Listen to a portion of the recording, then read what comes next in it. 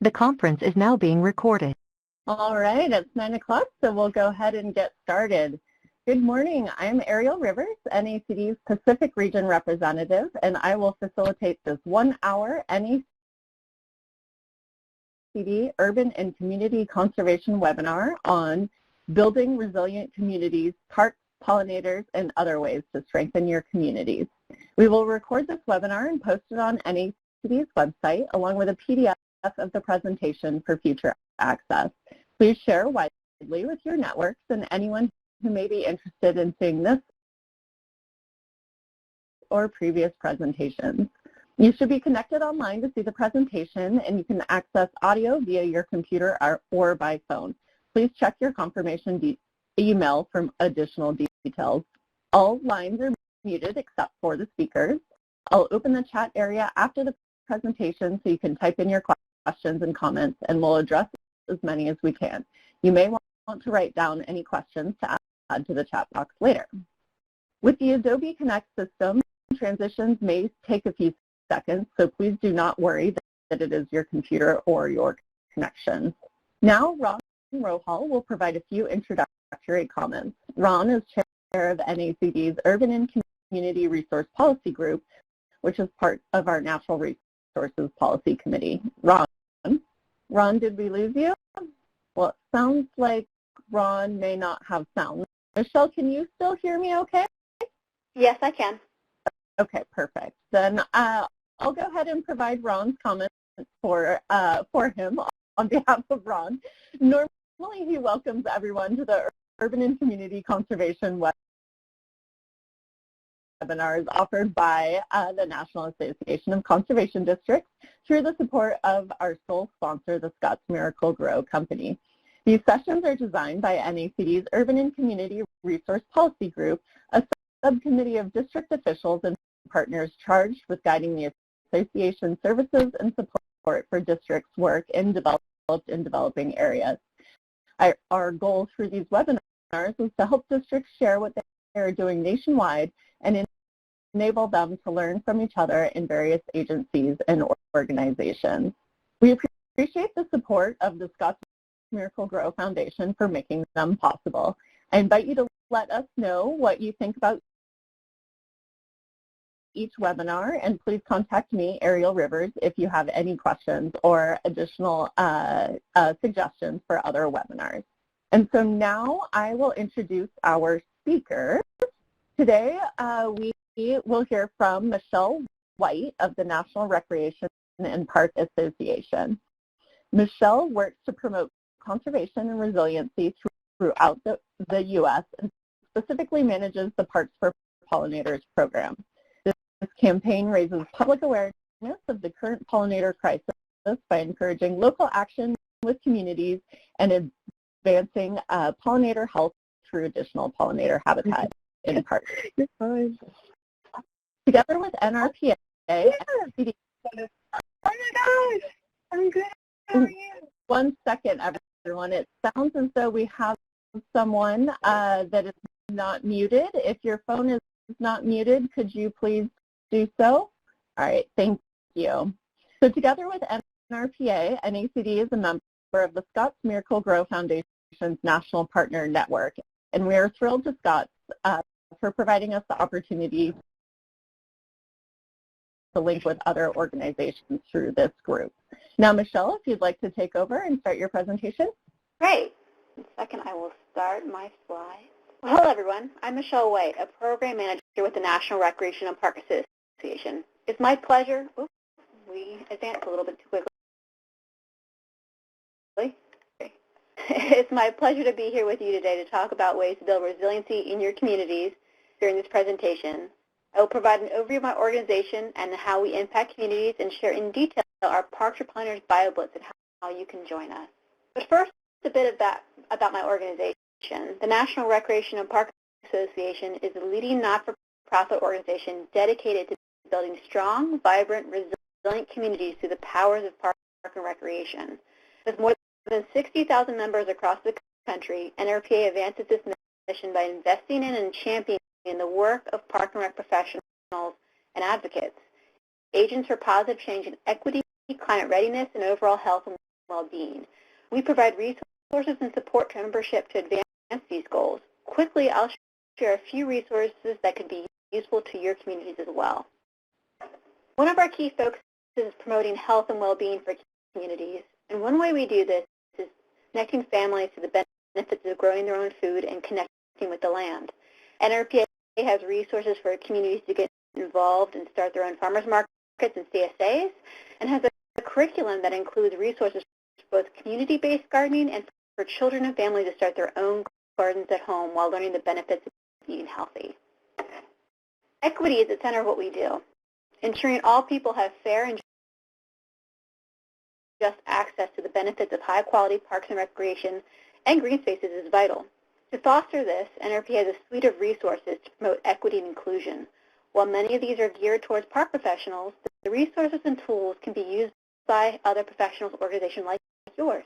The resources include tools to center equity in your outreach efforts, including a community engagement resource guide and a community needs assessment resource, creating equity-based system master plans, a tool to understand and center equity in park planning efforts, Parks for Inclusion policy guide. Creating and adopting a formal inclusion policy is a great way to ensure your facilities, programs, and activities are accessible, welcoming, and inclusive. This resource can help you create your own. We will also have additional resources available later this summer, including a health equity framework and park access resource guide. And as stewards of the land, we have the opportunity to ensure equitable climate solutions are incorporated into communities across the country. NRPA has developed a suite of green infrastructure resources to provide tools, knowledge, and resources to plan, implement, maintain, and advocate for greener parks and open spaces. These resources can help you to understand and value the multiple benefits green infrastructure projects can bring to surrounding communities, especially untapped communities, including improved community health, access to green space and nature, and opportunities for education, employment, and resiliency. And NRPA's resources include a guide of best practices for planning, construction, and managing green infrastructure in park-like settings, case studies and briefing papers to take a deeper dive into some of the key areas like community engagement, funding, and equity, a green infrastructure evaluation framework which helps determine what data points to measure and how to measure them to show the impact of these spaces, and our National Green Infrastructure Certification Program, a professional certification course on designing, implementing, and maintaining green infrastructure in park-like settings. We also understand the importance of conveying the multiple benefits and impacts of these spaces to policymakers, especially their ability to improve equity and community well-being. To help educate about the multiple benefits of green infrastructure, collaborate across sector to coordinate master planning and projects, and building champions among community members, NRPA has created the Greener Parks for Health Toolkit series you can use. If you're interested in taking a deeper dive into any of these resources, all are located on our website with additional information on how to utilize them. And now that I've shared a bit about my organization, I want to talk to you about our Parks for Pollinators program, specifically about our Parks for Pollinators BioBlitz. But first, I would like to thank the Scotts Miracle-Gro Foundation for their continued support for this work. We are grateful for their partnership and the impacts we are mutually making through our work together. And in alignment with our work to build community resiliency, Parks for Pollinators is a national campaign focused on raising public awareness of the current pollinator crisis and encouraging local action to protect pollinators and native habitat. Our Parks for Pollinators BioBlitz specifically focuses on building local capacity to educate and engage communities through community science. And regardless of what type of community you live in, open spaces play a vital role in supporting pollinators. They are essential havens for biodiversity in communities and act as green corridors to connect our rural, agriculture, and wilderness lands. We are all interconnected and rely on each other for success in supporting biodiversity. And civic support pollinators is vital in this effort as they are responsible for the reproduction of 85% of the world's flowering plants, including 2/3 of our crops. Our native habitats rely on the work of pollinators to support healthy plant communities. Really, they act as a keystone species group for our ecosystems. And parks and open spaces play a vital role as stewards as much as the largest open spaces in communities. But we know from research that success of these habitats as well as community-wide actions taken by each of our community members, takes a diverse team of park staff, city leaders, partners, and advocates to ensure success. I'll share detailed information on our BioBlitz program and how you can join to engage your community. First, I'll share some important details of why this work is important. Many of us are aware that the benefits of supporting pollinators. They support the vast majority of the world's plant life, meaning without them, life would cease to exist. They are vital to our food chain, not only to the reproduction of crops, but support the base of our ecosystem food chain for animals. There are a plethora of stats out there, but the basic needs they fill for life on Earth speak for themselves. Key to supporting pollinators is ensuring the diverse benefits of native habitat are understood. They aren't just spaces that support our bees, butterflies, and biodiversity in general, but they're also solutions to pressing issues communities are facing, including climate change, health and wellness, and environmental injustice. We know these spaces build resiliency in strong communities physically as green infrastructure that improve air and water quality. They also reduce flooding and heat island effect while decreasing our reliance on water, as well as sequester carbon, just to name a few. These spaces also provide a multitude of health benefits. They connect people with nature and the outdoors that improves our mental and physical well-being. Did you know just spending 5 minutes in a natural space improves your health? These spaces require less chemicals like pesticides, herbicides, and fertilizers, which limit our exposure to potentially harmful substances. At a deeper level, they can strengthen our immune system because they protect and support microbial diversity. These spaces expose us to a diverse range of microbes and helps our bodies mount an effective defense response against pathogens, which I think in the last year is something we're beginning to understand and value. Native habitat is also equitable and can be incorporated anywhere. From very formal design gardens to vacant lots, native habitat can be incorporated into any space, great or small, and they are cost effective. The key is ensuring the design you select is supported by the community it will serve. Municipalities, communities, individuals, especially now, are dealing with declining budgets and looking on how to be more cost effective. Demonstrating the cost savings of native habitat is an important message to gain support. EPA cites a study that estimates in over a 20-year period the cumulative cost of maintaining a prairie or wetland totals $3,000 per acre versus $20,000 per acre for non-native turf grasses. This speaks to the native landscape once established are resilient, require less water, chemicals, and less maintenance, cutting down on budget for both material and labor. And once you've established native habitat sites, you can harvest seeds to create other habitats throughout your community. We worked with the Columbus Parks and Recreation Department, who was able to reestablish their largest urban prairie, and by doing so, are using seeds from that site to create native habitat throughout the city. This method has allowed them to expand their native habitat for minimal cost, another way that they are sustainable and cost-effective. I've also included information from the Tall Grass Prairie Center on the cost to convert 1 acre of turf to prairie. Having data like this to present upfront cost and long-term savings of native habitat is beneficial to convey. Apologize, the slides just dropped. That's why I stopped for a minute. Let me get back on track, everybody. Sorry. All right. And while we need to set the stage for leaders and decision makers, we also need to ensure the community is supportive. With an estimated 83% of U.S. population living in cities and towns, it is imperative we make our case to the public. Community advocacy ensures continued funding and support for pollinator habitat and education at the municipal, state, and federal levels. NRPA conducted a national survey on the public's perception of the importance of pollinators in their habitats. The results show the public is overwhelmingly supportive of establishing habitat, don't understand what they personally can do to help. This is important for us all to understand and consider when advancing this work together. Knowing the benefits and that the communities are supportive of this helps us set the stage. But to ensure our work is successful, we need to partner to ensure that is key. Partnerships are key.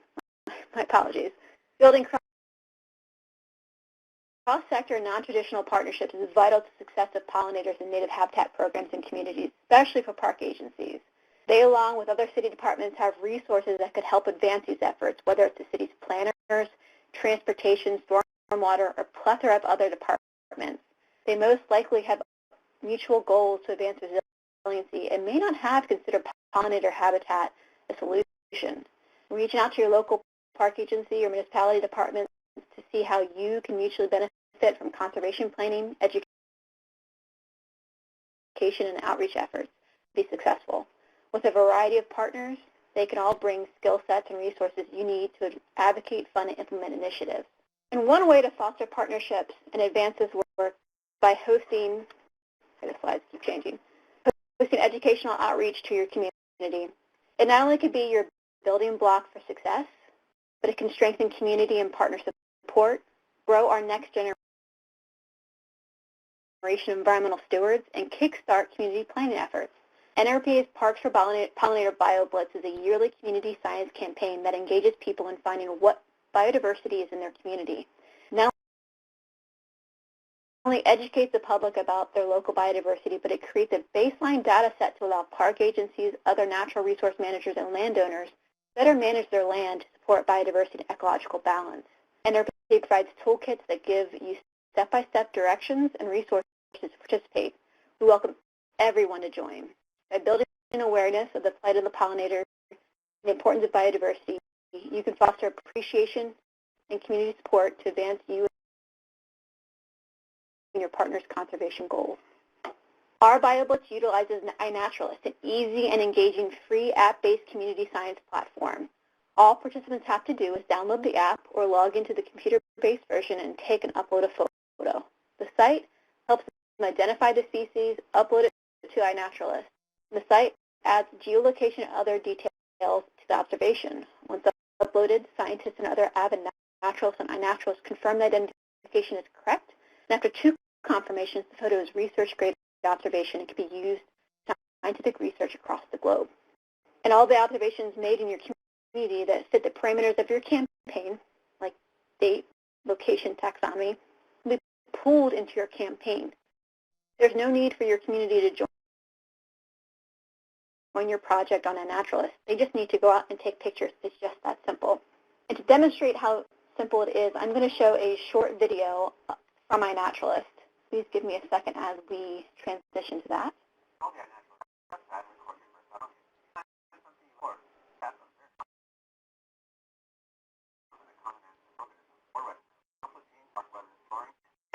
All right, back to my slides.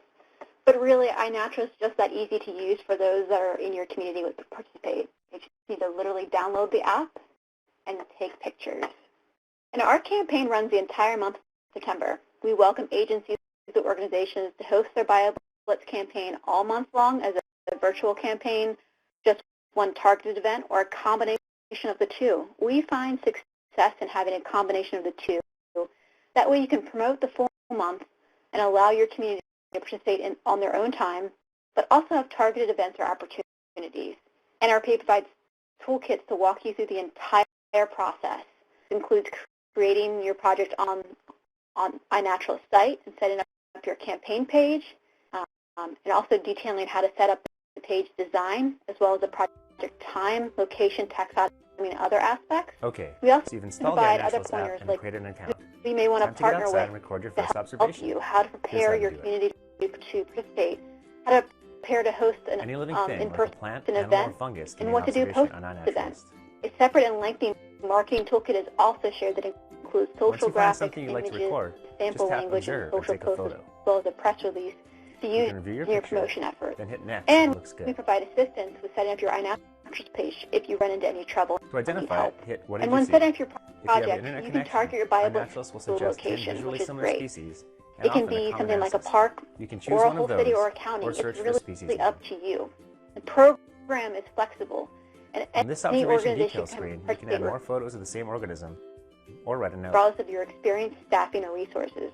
We do suggest that when you select a location, consider what is realistic for your group Date, and time, and partners. location have This been image is automatically added. how a participating agency's You can also project change looks the on geoprivacy of iNaturalist. the observation, NRP provides the header, images, mark and whether it's text captive or for you to cultivated, use. or This add it to a page project. can be used as a public-facing site to promote your Once project you're as well. finished, just hit Share, The and your page observation includes will be uploaded for leaderboards everyone on to see the and recent identify. observations and is updated That's it. as you Keep on continue to exploring and participate. sharing.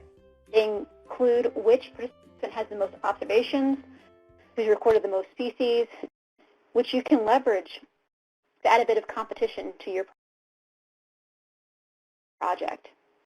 And as mentioned before, the BioBlitz is a great way to add additional virtual and in-person elements to amplify your impact. And it's a great way to incorporate partners who want to contribute.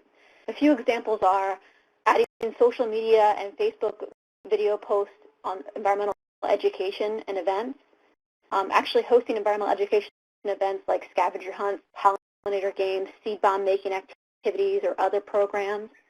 We've also had people have nighttime programs focused on nighttime pollinators like lightning bugs and moths. People incorporated art exhibits or bee house building tutorials or classes. And during September is a great time to have a monarch migration event or activities included.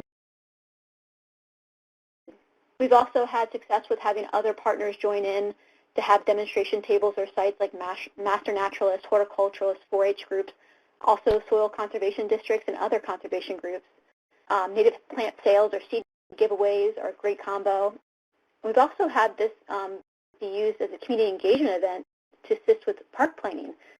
A park in Denver used the BioBlitz as a community engagement to discuss a nature design theme park that they were developing, which was a great tool for them. The list goes on, but incorporating other educational elements and partners into the campaign can really add to the success of your impact. Through the community engagement and interest generated by this program, broader awareness is built to support conservation efforts. Here are just a few articles that were created by our campaign. This past year, our program increased public awareness of pollinators, reaching a potential of 159 million people online, the vast majority through our participating agencies' outreach and media efforts at the local level. Many agencies and organizations shared that through the BioBlitz, they received support to install native habitat, experience more engagement in their environmental programming, and drew new participants to their programs, showcasing that trying innovative technology-based programs help draw broader participation and support for their work. They also engaged staff with no experience in outdoor education or natural resource management who learn the importance of this work and how they can contribute. NRPA knows that both advocacy and volunteer labor is vital to native habitat programs for general support, engagement, and assistance with maintenance. From our research, we have found that this population skews older, less diverse, and wealthier than the community as a whole in most areas. For future success, we need to engage a broader and diverse group of active supporters to ensure pollinator initiatives are successful. And NRPA will be diving into this in the near future and look forward to sharing resources soon. Not only are BioBlitz a great way to engage your community, they also provide an important data to help better manage open space. They can pull reports from my naturalist to share your findings and help inform your conservation and natural resource management plans. These reports detail what native and introduced species for both pollinators and plants were found and where they're located. With this information, you can develop plans to control introduced species or strengthen native species habitat plans. Take, for instance, if you found monarchs but don't have a lot of milkweed, they're host plants. You can easily put a plan together to address. Also, you may find threatened or endangered species, which can assist in identifying important habitat as well as bolster support for your efforts. And if you conduct the BioBlitz yearly at the same site, you can have a continued data set to help evaluate, monitor, and showcase the impact of your work or plans. You can use the data to help create an interpretive signage on the area of high biodiversity, or use the data to design trails or walking paths to go through various habitats in your community. And speaking to a slide before, you can also use the data to help identify healthy native habitat sites. You use this collection sites to harvest seeds to create or restore other habitats in your community. This is also a process to pull your partners that may have strengths that you can use, like master naturalists, natural resource managers, biologists. So the list goes on. Either way, this data can inform your current or future natural resource management plans for you, your partners, and the community. I also welcome you to go on a naturalist and explore their site and what they have already found in your community. You'll be surprised at what others have already found, and it can give you an idea of what information you can gain from hosting a BioBlitz.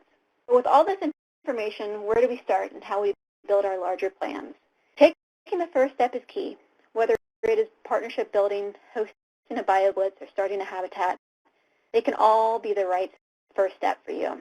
But if you need a concrete idea of how to build a broader plan, these are great steps to focus on of what you and each of your team members can do to make a difference. Review your community stance on incorporating native plants and see how you can plant more native everywhere. Allow some natural sites to stay wild for nesting areas for pollinators. Many communities take pride in their spaces looking perfect, but educating them on the value of natural spaces left alone is important for the life cycle of many pollinators and supports broader biodiversity. This might be easier closer to tree lines or sections that are tucked away, of course. Avoid using insecticides or herbicides which may kill pollinators of the plants they rely on. Try integrated pest management or organic land management approach. Also, try maintenance techniques like solarization, heat-based weeding devices, prescribed burning goats, yes, I said goats, and other natural ways to help. Educate your community on what they can do to help. This can be broad and incorporate much of the work that your groups are already doing. And lastly, consider developing a pollinator protection strategy for your community. These plans look at pollinator protection holistically, including community policies that support or hinder native habitat, funding, habitat placement, maintenance, education, key partners in industries, and advocacy efforts. Several cities and communities already have implemented plans or strategies that you can model yours after. Check out NRPA's webinar, Pollinator Protection and Outreach Strategies, Multiple Methods to Make a Difference on our website. It highlights Toronto, Lynn County, Iowa, St. Louis, Missouri, and Dallas, Texas efforts to advance pollinator strategies in their communities. Regardless of where you are in your journey, what you do will make a difference in championing pollinator awareness and habitat, one step at a time. We hope you will join us for the Parks for Pollinators BioBlitz later this year, and I'm happy to answer any questions you may have and look forward to hearing from you. Thank you. All right. Thank you, Michelle, for that great presentation.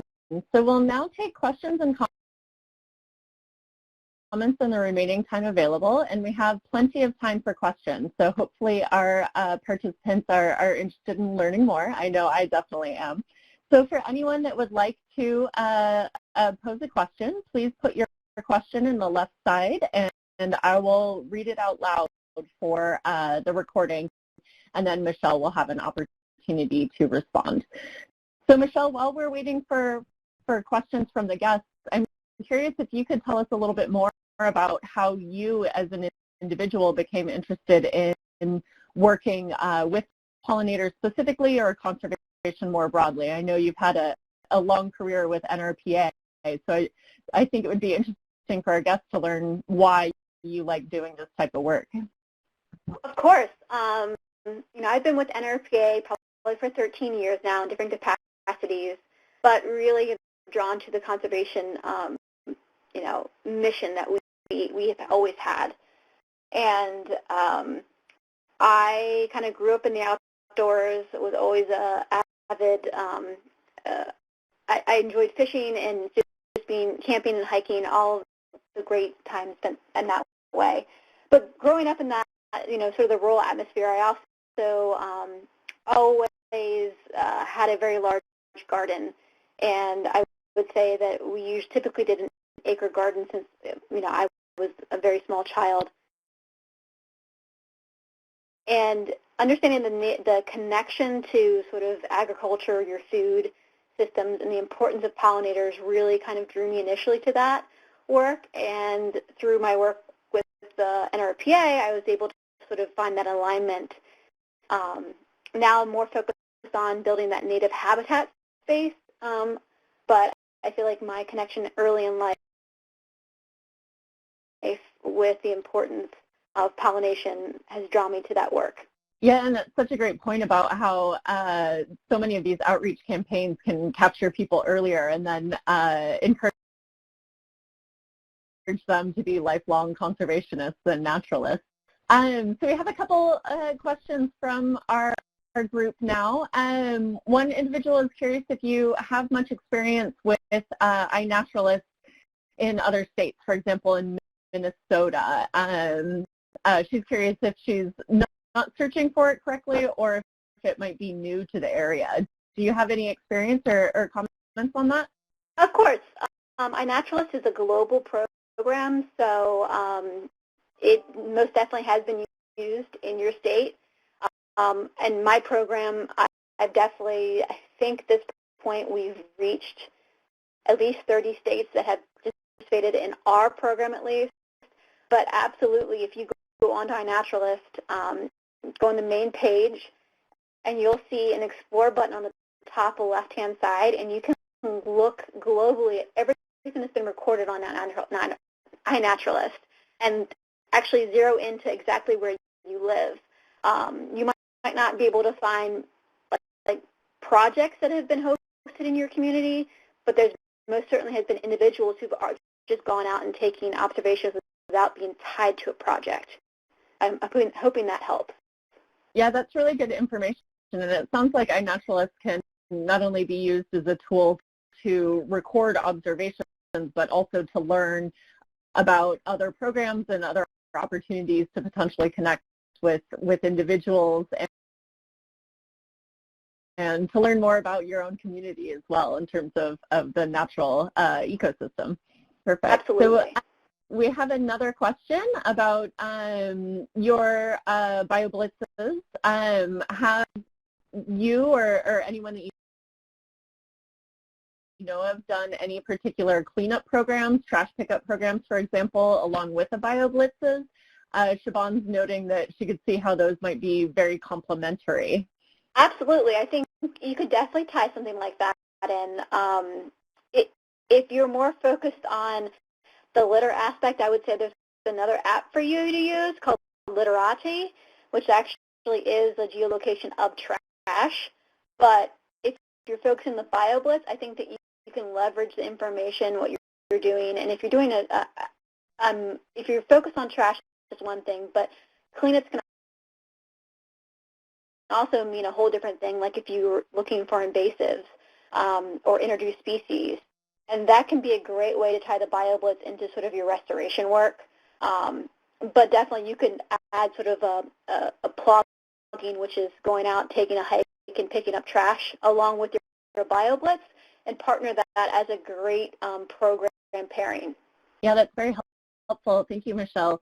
And we have a kind of similarly, do you have much experience expanding BioBlitzes to open spaces maintained by nonprofits, or any comments that you might have there? I mean, I really think that it's kind of one and the same. We've had nonprofits join our campaign before, and really it's a tool for them to utilize to see what their management is doing for the land and what the status is of the biodiversity on that property. So I've seen it equally be used by personal landowners, by nonprofits who have like property, by land trusts, by park agencies. So it's a free and open tool for anyone to use if they're interested in really seeing what is located on their property and getting the public to give you a free survey, which is kind of nice. Yeah, absolutely. And kind of in a similar vein in thinking about open space, do you have any best practice examples of conservation districts that are working with city parks? Do you happen to know of any relationships like that? I am absolutely positive that there are working relationships like that. I think with those larger, our park and rec realm really runs the gamut, where you have actually conservation districts that are sort of in that park realm. You have special park districts that are huge, and as well as your city parks. So a lot of them do interact with different conservation districts for a lot of their work. I would say that maybe with the BioBlitz, it might not always come to the first thought to include each other. So I would say that if you are working with your, park agency in any capacity, and you see this as an opportunity to sort of, raise the tide for information what you have as well as what they're doing, ask them if they'd be interested to partner on a program like this. And I think that's a really good step to do. I know I was looking at the attendee list, and I saw that somebody from Broken Arrow was on here. Broken Arrow, their Park and Rec staff have worked with us for the last 2 years in the BioBlitz. So I think knowing who is doing this work already and knowing who to ask to partner with is really important too. And I'm happy to help facilitate that if I can.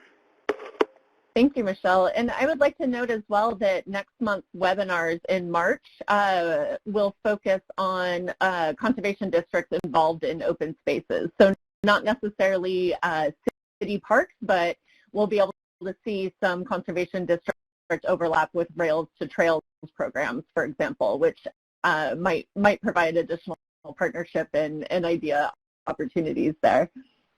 All right, and so then while we're talking about NRPA, I'd like to touch on Betty Jo's question too. Does your organization have membership dues, Michelle, and how are they constructed? And do you have any materials available for the elementary school level? Of course. We are a membership dues organization, and you can find that on our website. But if you want to participate in this program, it's completely free to anyone to join. We see the benefit, including all of our partners in these efforts. So we welcome you to join if you're interested, but also feel free to take advantage of the resources we create for our membership as well. Awesome, thank you. And then could you please repeat the initial cost per acre of non-native versus native plantings? You had a really nice slide that summarized some of that information. Absolutely. I wanted to address the the materials available for elementary school level. I would say we don't necessarily have any sort of formatted printing because we use that iNatural's app. But I would say that if you're interested in sort of the younger generation using the app, and sometimes parents do have an issue with having geolocation tied to a child, iNaturalist also has an app called Seek, and it's a gamification version of iNaturalist meant for children. So they can go out freely and use the app and still learn through the process, and it's user-friendly for a child. And it also doesn't have some of those issues like geolocation that some people might not want to be tied to a child. Perfect. Thank you for touching base on that again. Right. And so the stat that I did share was that EPA cited a study estimated that over a 20-year period, the cumulative cost of maintaining a prairie or wetland totals $3,000 per acre versus $20,000 per acre for non-native turf grasses. Excellent. Thank you. And I have a question, Michelle, actually,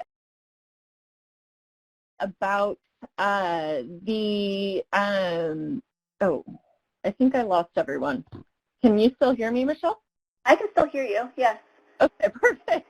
I apologize. The program shut down. I lost my connection. I hear you clear. You're good. Okay, perfect. So I was curious, actually, you had mentioned on some of your recommendations about encouraging parks and open spaces to plant natives. And so I'm wondering if native plants. So I'm wondering if you have any experience or recommendations for people that might see, an opportunity for encouraging native plant growth within their own home communities and towns, but maybe that's not protocol or policy already within that park's programming or something like that. If that makes sense, do you have any experience with that type of encouragement, I guess you could say? You mean encouraging your park department to move into that sector of native, or correct? Is that what the question is? Yeah, okay. Exactly.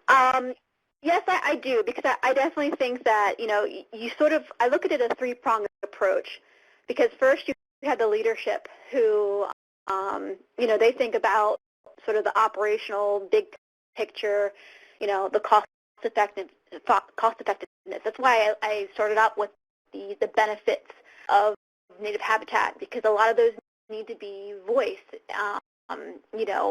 Talk about the equity of it, talk about the health impact of it, talk about the cost savings and how it builds resiliency. So that way they see the multiple benefits that this habitat creates. Especially digging into budgets right now, I think people can understand that element as well. So showcasing that to leadership, but also the other part of it is that you have people who maintain parks who have a very specific mindset. Sometimes we call that the mow and blow mindset in Parks and Recreation, and that's one thing that we're working on, trying to change the perspective, saying, this kind of habitat, while it's not mowed perfectly or kept, it's still beautiful and has benefit. And, oh, by the way, here is how to maintain that habitat. So sharing with them as well how easy it is once maintained. They have to mow it maybe once or twice a year to keep, and keep that habitat healthy and productive, and showcasing how easy it can be. I think that can be helpful. And we've also found trying to find a subset of group within the Park and Rec departments and creating like an advisory group with them, or a board, to talk about this sort of habitat and plans. That way they can help grow it from the inside, and you can help them advocate from the policy level as well. I know that's a lot. We're building some resources out this year to help with just that topic. So I have a lot of thoughts about this. It could go on for a really long time, but I will sort of wrap that up right now. Yeah, that's really helpful, actually, Michelle. And I think that's a good reminder to encourage all of our participants to look at the resources that you have and keep their eyes open for more resources as they become developed. I think that, especially encouraging native pollinator habitat is something that a lot of conservation districts are interested in. So having access to and being able to share some of the information that you've already developed and are working to develop would probably be very, very helpful for many of our participants. So you had mentioned as well in that response that budgets are tight, and you mentioned this in your presentation as well. And so one of our participants is asking if there's any funding that is desired by the parks or landowners for wanting to convert their lands, or are they fairly willing to do this on their own with the technical assistance from your groups or within your experience? We actually did a national survey of our natural resource managers and people who were in this work in the pollinator space. And we found several things that they need in order to advocate and push this information forward in these habitats. And one thing is funding. I think having the funding to sort of transition these spaces into native habitat is certainly needed, because that does take sort of an initial, funding of resources. It's not a huge amount, but it's still something that might be outside of their budget. And, that can come from partners too. So whether that's resources that our partners already have, if it's seeds, if it's, forbs and plugs, or even labor to help that process move forward. So yes, funding is definitely, and resources, is something that certainly needed by park staff to advance these efforts. And as well as, I feel like labor is always, so the maintenance of habitat takes some, hands-on time. A lot of times it's like hand weeding, or if you're collecting seeds. So that's one area we're also currently focused on, is sort of how do we strengthen that volunteer engagement and support of native habitats that's diverse as the communities they serve. Yeah, that's a great comment.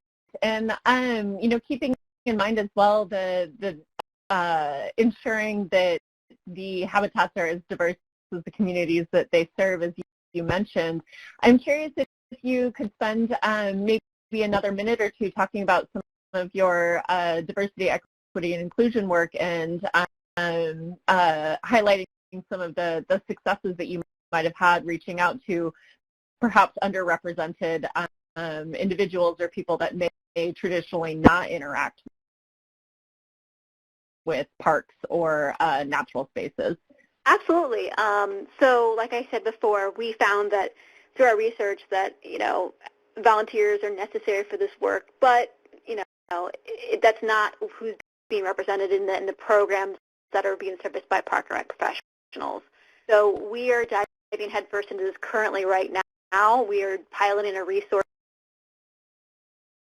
this spring that's going to be focused on how do we, as organizations, engage authentically diverse communities in this work, especially natural resource management and climate change solutions.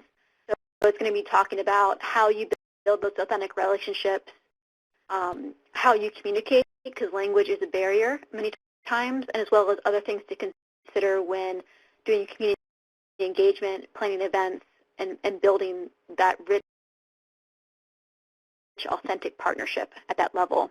And diving more into diversity, equity, inclusion, as an organization, we really focus on that. So a lot of times, from the conservation level, this probably won't surprise you very much, but conservation backgrounds are pretty homogeneous. There's not much diversity in our backgrounds. So we know that that's a place that we need to strengthen. We find the best solution for many communities is to build partnerships, people who are already in this work that are supporting or representing those diverse communities, or reaching out to find those common goals or the support networks. We also look at how we select our projects at a national level. So we do grant making across the country, and part of our grant process is we look at what's being suggested and where it's located in the demographics and impact of those communities that they would serve. We use tools like the CDC's Social Vulnerability Index to assess what needs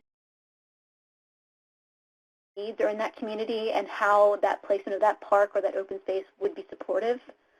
We also like to hear from partnerships or community advocates that are a part of that process to ensure that this has been driven from the community need and desire. And there's a plethora of other ways we're developing a more robust and lengthy process to ensure diversity, equity, inclusion is included in our processes. That's really helpful. Thank you, Michelle. And many of the participants that are joining us today, they work through one of our grant portfolios, NACD's grant portfolios, focused on urban agriculture conservation, and many are attempting to reach out to underrepresented clients, but oftentimes they're often curious about where to start and perhaps where to identify some of those advocates, community advocates for underrepresented individuals. Do you have any tips or tricks that you've learned in your work so far that you would be willing to share? That is a very lengthy process because there's really no shortcuts in building those partnerships.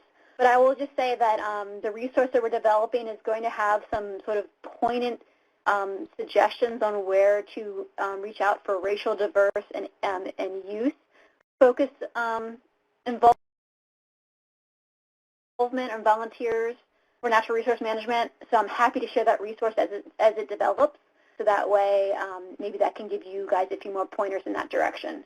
Yeah, that's really helpful. Thank you, Michelle. And it's a good reminder as well that there's no easy solutions, and diving in with good resources, good talent, good leadership is essential to make sure that we are being authentic, as you mentioned. So thank you again for reminding us of that and keeping us abreast of the resources as they come out. So we do have one question as well. Have you seen any great collaborations with community gardens in the park natural space with pollinator habitats, et cetera? Absolutely. I think, you know, we need to find nature wherever it is in our communities and our cities. And I personally love community gardens. That is one thing that I definitely advocate for. And there's such a natural connection between pollination and gardening, as I said before. So I think it's a great educational tool to use with your community gardens, because that way you can also encourage, you know, I'm sure you guys know, but planting flowers and vegetables, or, you know, co-planting is very beneficial to gardens for reproduction efforts. So you can kind of use those elements and the BioBlitz as an educational tool to outreach to communities that you know, might not have a big open, you know, natural space or a forest or a prairie in them, but they certainly have little corners they can participate, like a community garden, or even just, you know, whatever little nook they have. It could be a community flower bed. It doesn't have to be anything, you know, excessive, because people can find nature wherever they are in their community.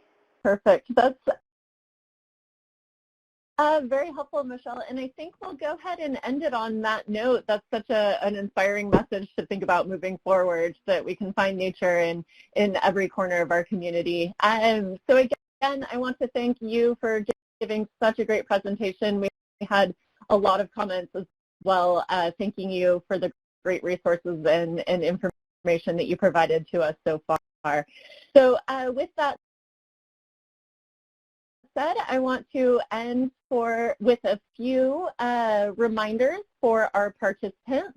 As I mentioned, our webinar next month will focus on rails and trails by streams, green space programs in Pennsylvania and Nebraska. So we should have an opportunity to learn more from conservation districts about how they might be engaging in natural spaces as well.